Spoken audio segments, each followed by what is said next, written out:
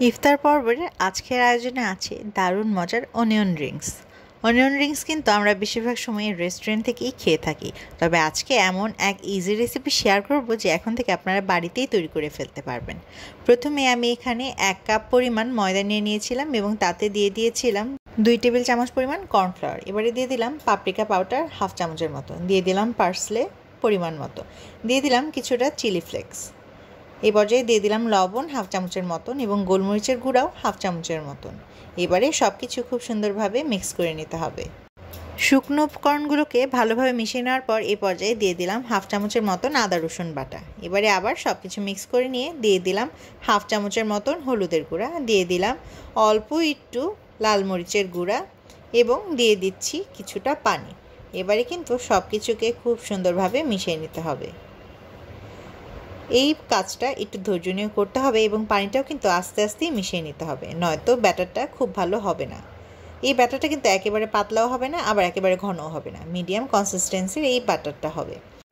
এই রেসিপির জন্য কিন্তু আমার ব্রেড ক্রাম্বেরও প্রয়োজন। আমি একটি বড় সাইজের পেঁয়াজকে এভাবে গোল করে কেটে নিয়েছিলাম এবং আস্তে আস্তে এভাবে করে কিন্তু আমি এই রিংগুলোকে বের করে নিচ্ছিলাম। দেখতেই পাচ্ছেন এই রিংগুলো বের করে নেওয়া কতটা সহজ। সবগুলো এভাবেই খুব সুন্দরভাবে বের করে নিতে হবে। আমি কিন্তু আগেই এই পেঁয়াজটাকে খুব ভালোভাবে ধুয়ে নিয়েছিলাম এবং এখানে কিন্তু পানি ঝরানো পেঁয়াজই ব্যবহার করতে হবে। এইবারে পরবর্তী প্রসেসের পালা। চুলায় একটি ফ্রাই প্যান বসিয়ে তাতে তেল গরম করে নিচ্ছিলাম। এবারে ব্রেড ক্রাম এবং কোটিংয়ে কোট করে নেওয়ার পালা। প্রথমেই আমি একটি পেঁয়াজের রিং নিয়ে সেটাকে ময়দার মধ্যে খুব ভালোভাবে কোট করে নিলাম এবং এটিকে ব্রেড ক্রাম্বের মধ্যেও খুব সুন্দরভাবে গুঁড়িয়ে নিলাম।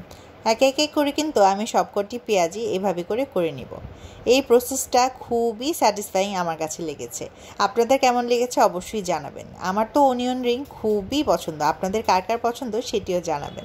আমি চেষ্টা করেছি খুবই ইজি ওয়েতে আপনাদের সাথে রেসিপিটি শেয়ার করার। আমি প্রায়ই বাসায় এভাবে করে খাই এবং আমার কাছে তো দারুণ লাগে। এভাবে আপনারা একবার ট্রাই না করলে কিন্তু মিস করে ফেলবেন। আমার রেসিপিটি ফলো করে আজকে কিন্তু অবশ্যই ট্রাই করবেন। এক পাশ হয়ে গেলে কিন্তু এভাবে উল্টে পাল্টে দিতে হবে। মোটামুটি গোল্ডেন ব্রাউন কালার হয়ে গেলে কিন্তু এগুলোকে নামিয়ে পরিবেশন করে নিতে হবে। আমার কয়েকটি অনিয়ন রিং তৈরি হয়ে গেল। এবারে আমি পরবর্তী ব্যাচ দিয়ে দিলাম। কিছুটা সময় ধরে এই কাজটা করতে হবে যেন খুব সুন্দর রেজাল্ট পাওয়া যায়। আমার এক একে করে সবকটি অনিয়ন রিং তৈরি হয়ে গেল। এটাকে আমি টমেটো সস এবং পেরি পেরি মায়োনেজের সাথে পরিবেশন করলাম।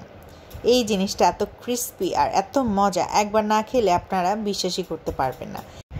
রেসিপিটি ভালো লাগলে কিন্তু অবশ্যই কমেন্ট বক্সে জানাবেন, আর দেখতে কেমন হয়েছে সেটিও কিন্তু জানাতে একেবারেই ভুলবেন না। এগুলো কিন্তু দেখতে যত সুন্দর, খেতে তার থেকেও বেশি মজা। সিম্পল এবং ইজি এই রেসিপিটি খেলে আপনারা সব কিছু ভুলেই যাবেন। আজকে তবে এই পর্যন্তই। সবাই ভালো থাকবেন, সুস্থ থাকবেন। অনেক অনেক ধন্যবাদ আজকে ভিডিওটি দেখার জন্য।